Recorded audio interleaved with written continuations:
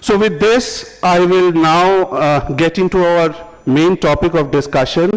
And my first question would be to Abhinavji.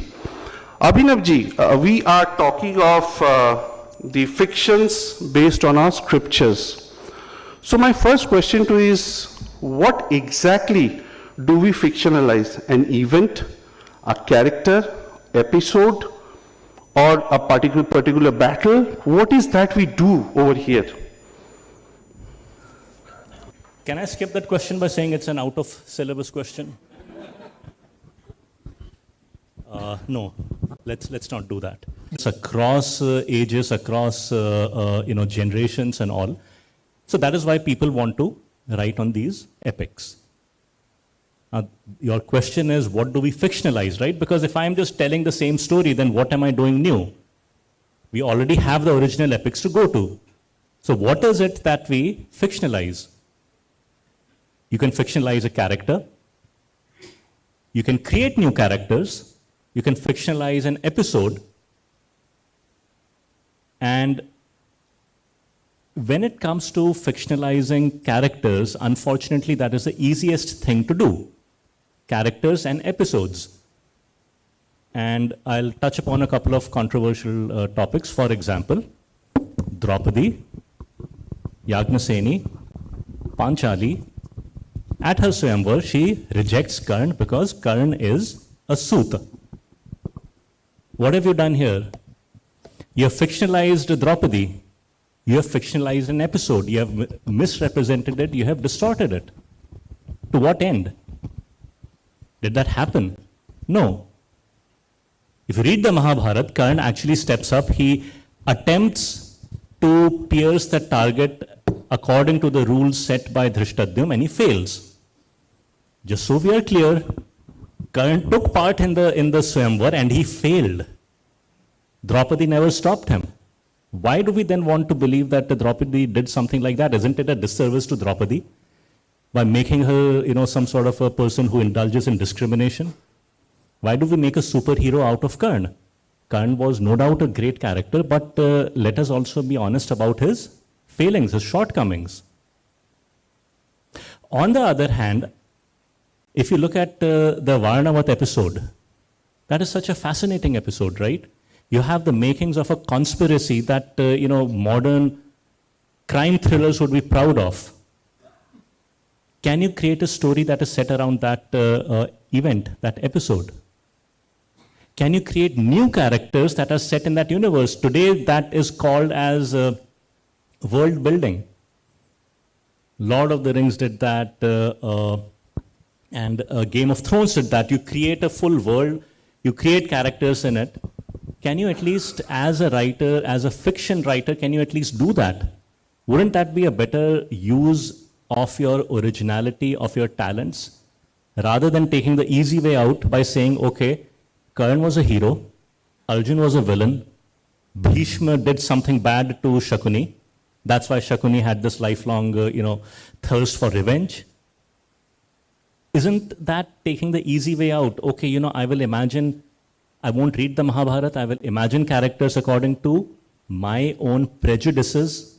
I will project my own insecurities, my own feelings of whatever you might call them, inadequacy, and project them onto the characters of the Mahabharata. Isn't that a disservice? Can you at least be honest about it by saying that, this is not in the Mahabharata. In the Mahabharata, Karna actually runs away from battle. Not once, but several times. But I like Karna, so I am imagining Karna to be a hero. Authors don't write that. So what do you fictionalize? One last example is when you have Shakuntala, which is actually the very first Upakhyan of the Mahabharata. What happens when Shakuntala goes to Dushyant and says that this is your son Sarvadaman, or as he came to be known as Bharat? Recognize him, adopt him, and make him the crown prince, and Dushyant refuses. Now, according to the Kalidas version, it's a very docile Shakuntala who goes to Dushyant's court, and it is the contrivance of that ring that actually causes Dushyant to recognize Shakuntala. That was Kalidas's creative interpretation. But what does the original Mahabharata tell us? Shakuntala was a fiery, fiery woman. I mean, here is a person who is Vishwamitra's daughter. Now, you can say anything about Vishwamitra, but he was not a docile sage. And his daughter, you are saying, is going to be that meek, submissive woman. No, the Mahabharata tells us when Dushyant says, I don't recognize you, and he says, whoever can come and claim to be my wife and present her child as my son, who are you, woman?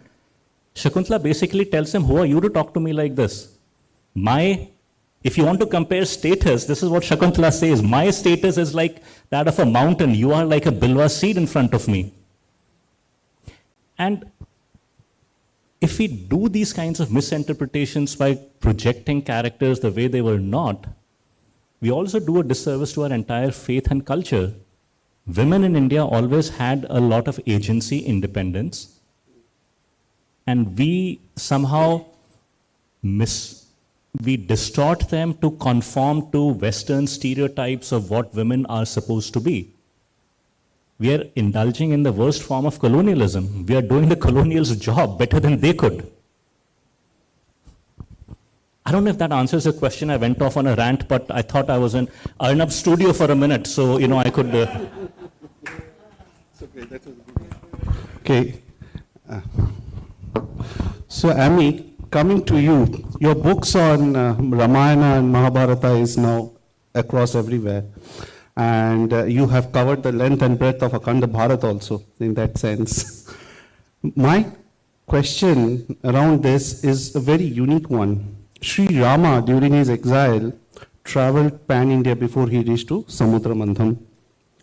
Similarly, the Pandavas during their exile traveled all across India, and today various folklore legends, temples, deities speak of their presence pan-India, Just a small example, in Puri's Jagannath temple, the presiding deity or the protector of the treasury is Sri Loknath Mahadev. Loknath is the embodiment of Bhimsen, and Loknath was actually consecrated by Sri Rama when he was on his exile. He went to the Sabarpalli, did not find a lingam. The local Sabars, the tribals, gave him a loki, bottle gourd. From there he built a lingam, which came to be known as Lokinath, and over time it became Loknath. So there are so many of that. Now, all across this, how do you see the Aryan-Dravidian divide that has been pushed into the narratives for years together now, and we are kind of trying to project and share the Akhand Bharat with all those references from across all corners? How do you see it developing, and how you can address this?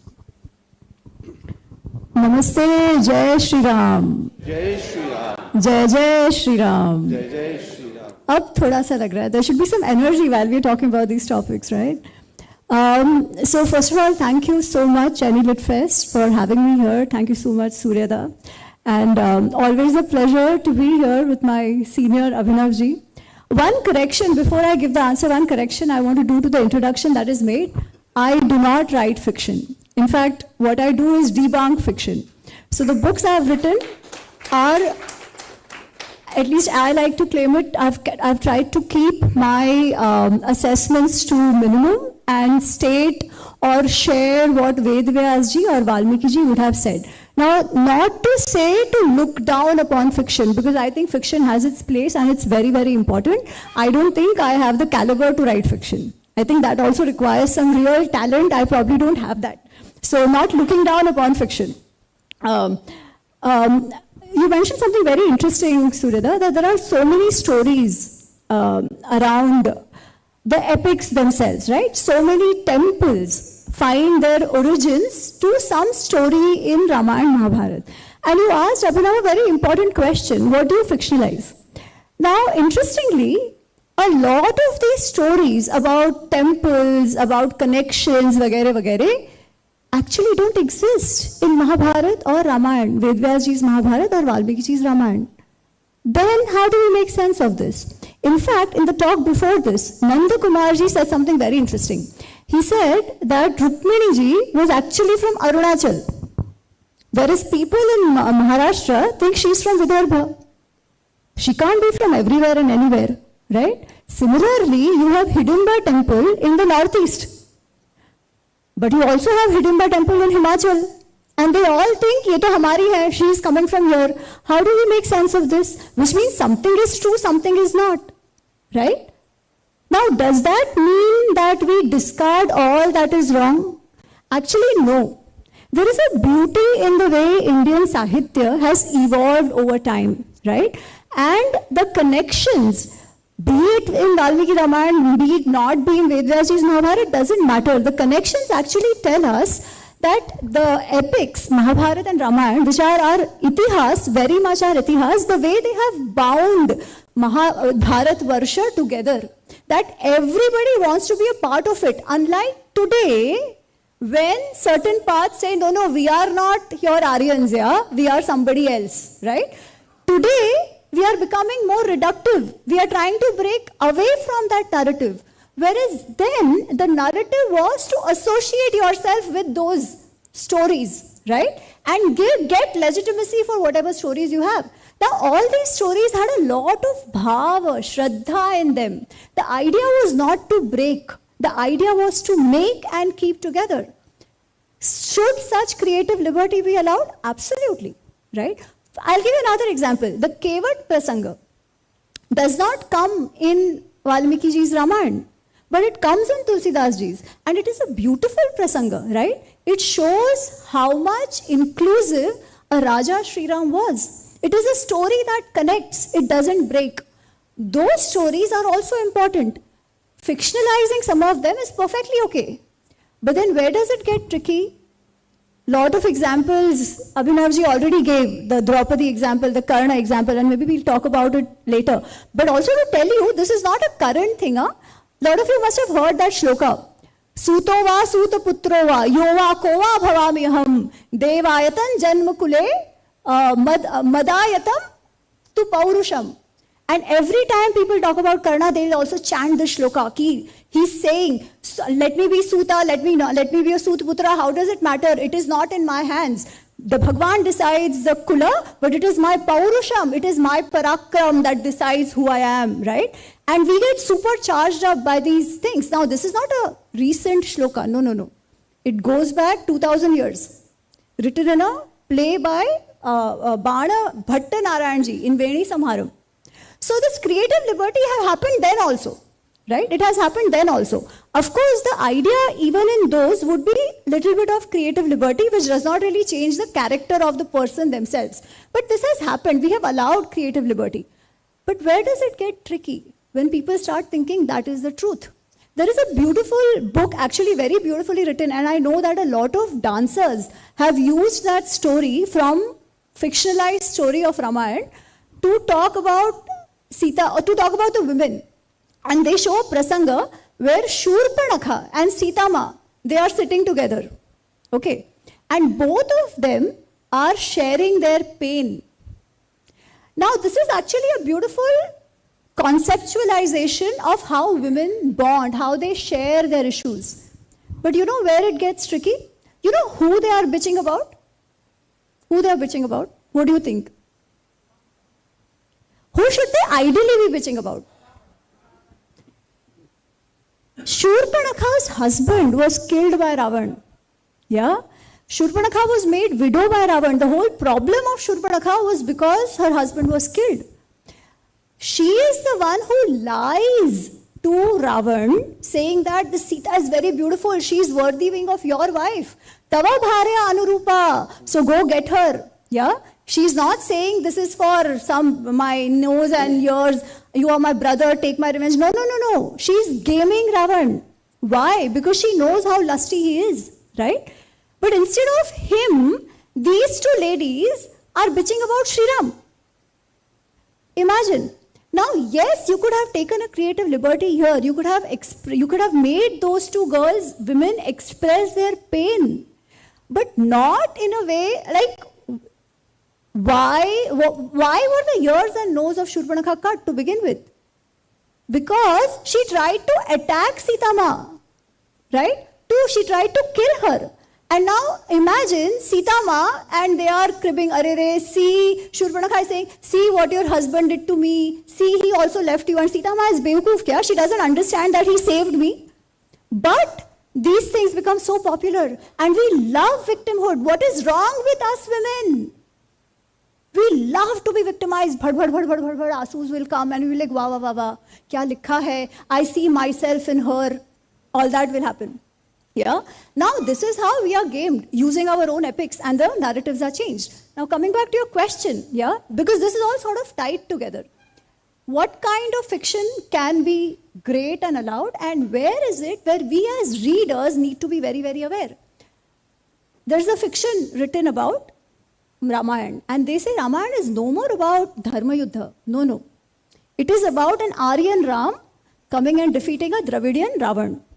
And so, people here start thinking, no, our man is Ravan. Yeah, our man is Ravan. We are all his santati. Arey Baba, let's go back to what Valmiki ji has said about Arya Dravida. Let us see what he has said about Arya. To begin with, who is the father of Ravan? Vishrashrava. Rishi Vishrashrava. He is a Brahman Putra. That Valmiki ji doesn't say, so I will not make that but yeah, that is also one of the theories, right? Valmiki ji doesn't say where he was born. But the point is, he is a Brahman Putra, and the word Arya comes multiple times in Valmiki Ramayana, multiple times. Anarya also comes multiple times. Yeah, how and where does it come? I'll show you, I'll tell you. So, Kaushalya Ma is called Arya. Kekai is called Anarya, Arya both, but also Anarya. Why? Because she makes such, outrageous demands of Ramasya Aranyagamanam, Bharatasya Abhishechanam, and all that she says. So she is called Anarya. Vali is called Arya by Mandodari. Sugriv is called Arya. When the Vanar Sena is running away because of Kumbhakaran's, they are scared of Kumbhakaran, Angad is telling them, don't be Anarya and run away. What will your family think of you? Stand here and fight. So Angad is also telling that Anaryas are the one who would run away, right? Mandodari is calling Ravan Arya. Ravan is calling Vibhishan Anarya. Why? Because Vibhishan is telling him what you're doing is wrong. Now so what does Ravan think of himself? He thinks of himself as an Arya only, right? So what does it tell us? One, Arya in our usage, parampara ke anusar, was never a racial shabda. It was not a race suchak shabda. But even if you imagine it to be a race suchak shabda, Sri Ram and Ravan consider themselves from the same race. Now, why is it that something that is so obviously given in our itihas is lost to? She talks about her role as the wife, so how she took care of their other wives, children, Kunti Ma, how she ensured that the Pandavas could always finish their Nitya Karma and all of that. Then she talks about her responsibilities for the Rajya and the Raj Mahal. There she says that we used to have lots of guests, like in lakhs, who would come to eat. And to serve those lakhs of guests, there were lakhs of servants, there were lakhs of thousands of maids and helpers. I knew all of them by name, she says. And I knew Krita Kritam, what was done, what was not done, what was pending, was not done, what was pending, what was not pending. I knew if everybody had eaten, not eaten, but I also knew if the helpers and the maids had eaten or not eaten. I would wake up before everybody, I would sleep after everybody. So she says all of this, and I can keep talking about it, but two things I have to say. At one point, she says, Sarva Ragnyam Samudayam Ayam cha Vyayameva cha Aham Eka Aham Vedmi. Sarva Ragnyam Samudayam. The finances, the income of the entire Rajya. Ayam Vyayameva cha. What came and what went away, income and expenditure. Eka Aham Vedmi. I was the only one who knew it. I had complete transparency and insight into what we earned in Indraprastha, what was the expenditure.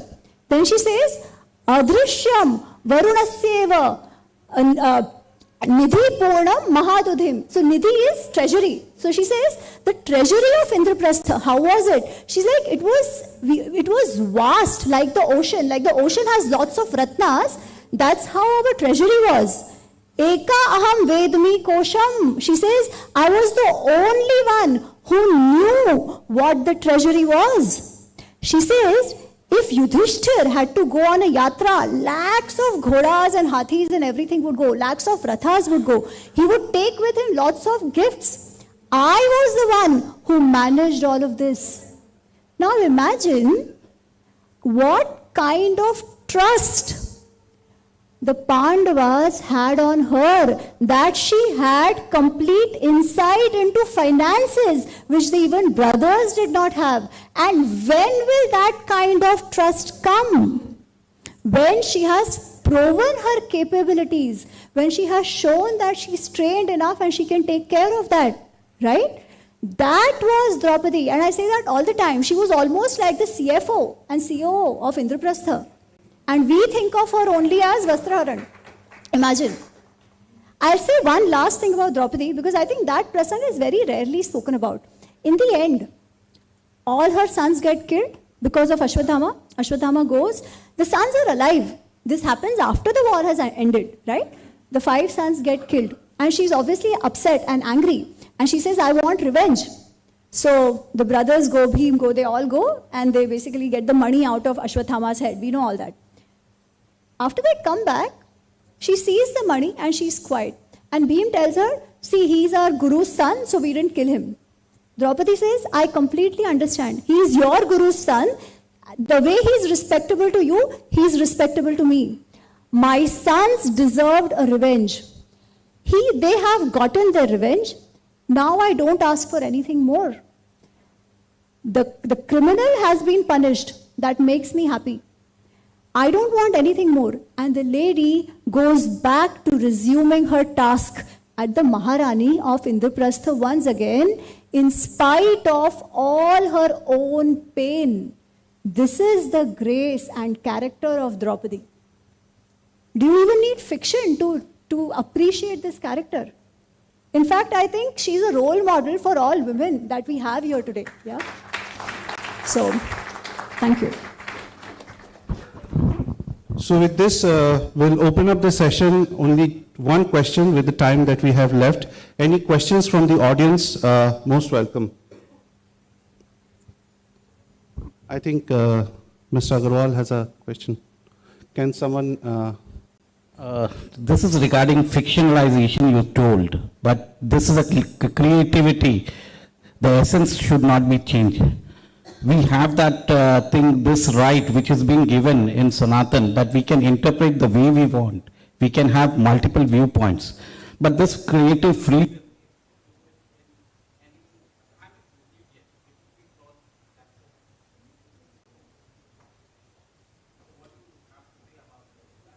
what is the type, why this narrative is not being taken across the spectrum? We do not need to change the essence. And this is, and the interpretation, the creative interpretation is available in Sanatan, which is not available in an Abrahamic religion. That is the blasphemous in that. So the fear psychosis has been created. The individual liberty of freedom in expression is available in Sanatan. I don't see that narrative actually going across. We need to create a yardstick rather than, we have to portray our narrative, our viewpoint, rather than speaking against Abrahamic religion or something like that. But we need to say that blasphemy is actually, the people have glamorized it like anything, the Western narrative. The individual creativity and freedom of expression is there. It comes with a responsibility. I totally agree with you, ma'am. The essence is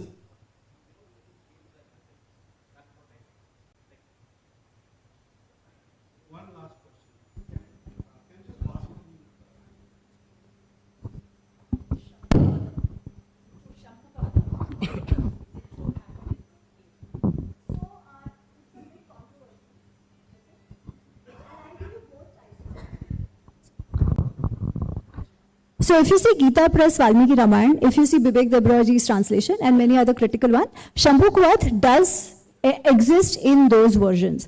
There are two schools of thoughts here. Some who will say Uttarkand, because Shambhukwat comes in Uttarkand, is not a part of Ramayana at all. It is Prakshipta. Okay, so if that is not a part of Ramayana at all, then Shambhukwat didn't happen. But there are traditional schools, because there are commentaries written on Shambhukwat, which say, no, this very much happened. Now the thing is this, is Shambhukwat, when people get super defensive about it, I would say, do we understand what has actually happened? Or are we just listening to that we are being told that it is Jativadi? Yeah? Or is there something more to it? So because we don't have time, I'll not get into the story per se. But what I've done in Ramayana Unraveled in my book is that I have put it as an epilogue. And I've tried to explain with multiple examples from Ramayana that even if we assume Shambhukwat is true, we really don't have to be defensive about it. It is actually Sri Ram upholding dharma and nothing at all. It is basically that. So sometimes we get defensive over something just because we don't know it. If we read the Itihas for what it is, we'll realize that it's not something we need to worry about.